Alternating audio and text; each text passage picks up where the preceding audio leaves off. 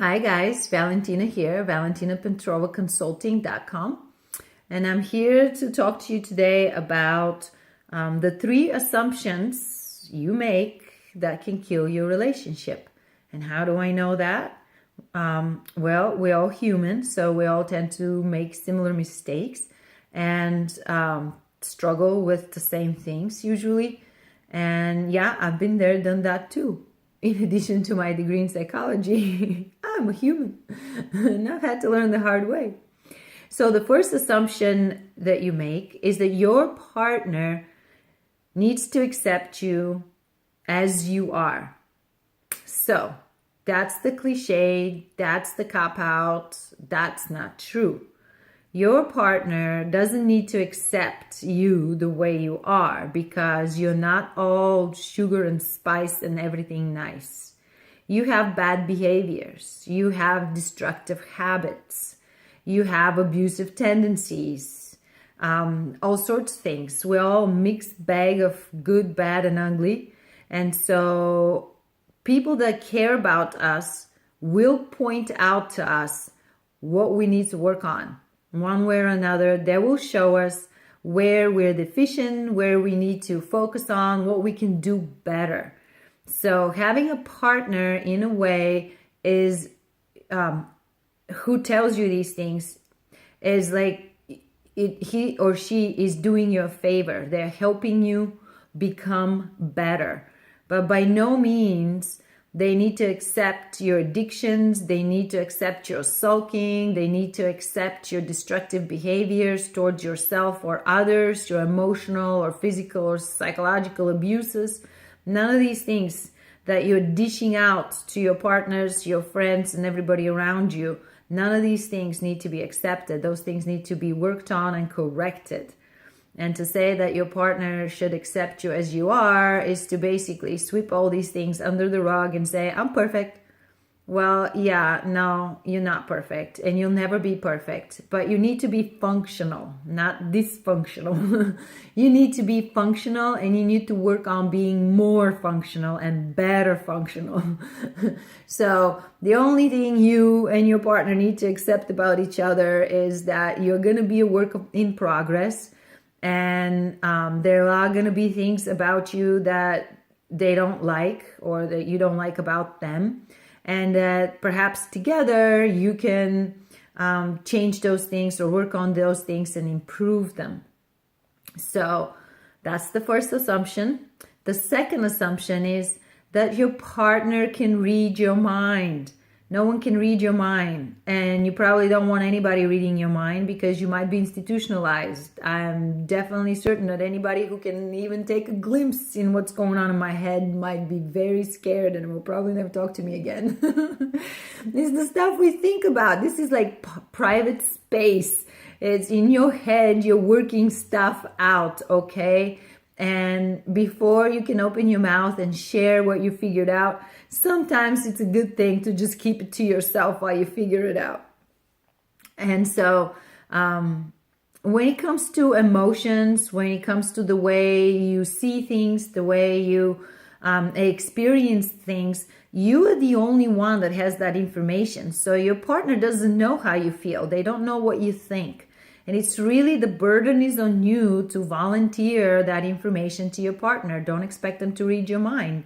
They may say something and they think they're doing just fine. They don't know like that you're being triggered by what they say. And so you go into your sulking mode or you go into your passive aggressive mode or you slam a door and they have no idea what just happened.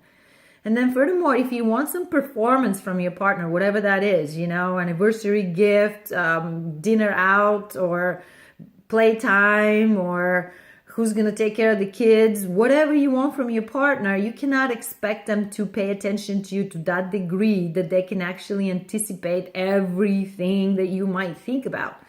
So make it easy on your partner, make it easy on yourself, and open up, volunteer the information. If something bugs you, you can say things like, hey, I don't know, this thing you just said is not sitting well with me. I need to think about it. For now, it's bugging me. I'll get back to you. Or you might say, like, help me understand what you just mean when you say this and when you do this. What is really going on through your mind? Help me understand, because I'm having a hard time figuring it out and it's bugging me.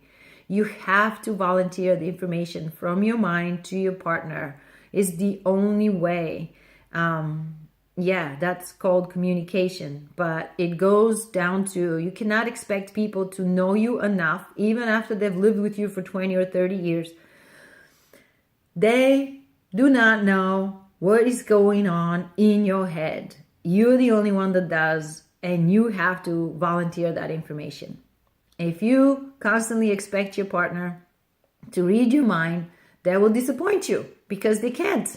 And then you're going to go around blaming your partner for disappointing you. And so, seriously, don't do that. Third assumption, that your partner will be always there. Especially true for those who get married, get hitched, decide to live together and all that stuff. The higher the level of commitment, the higher the assumption that your partner will be there. It's a false security situation because things happen, accidents happen, illness happens, heart attacks, car accidents, whatever. Your partner doesn't have to, and it may not always be there. So outside of weird circumstances, your partner might be changing in their own world, whatever they're involved in and however they're growing. And one day decide you are no longer compatible, and there goes your partner.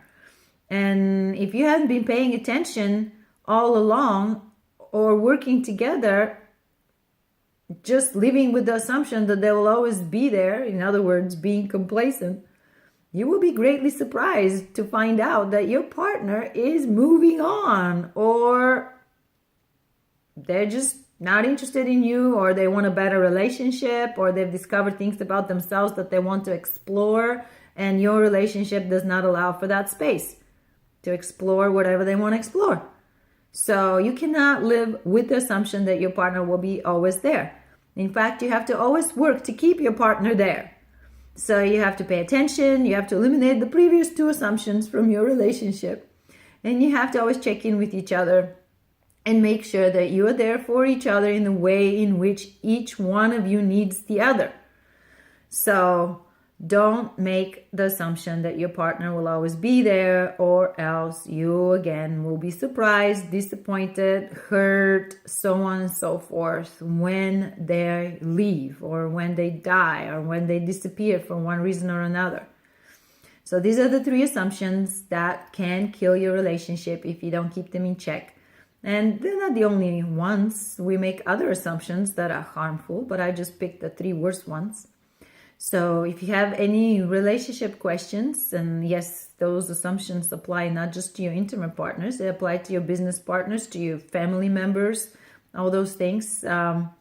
It's just human interaction, any kind of a partnership, not necessarily just an intimate partnership, but especially true in intimate partnerships, because we tend to sort of fall on autopilot in those situations, and we tend to think that if someone loves us, they should be superhuman and have superhuman powers, like always knowing what we think and super generous with their acceptance and care for us. It's like, really, are you that person? And why are you going to expect other people to be what you cannot be?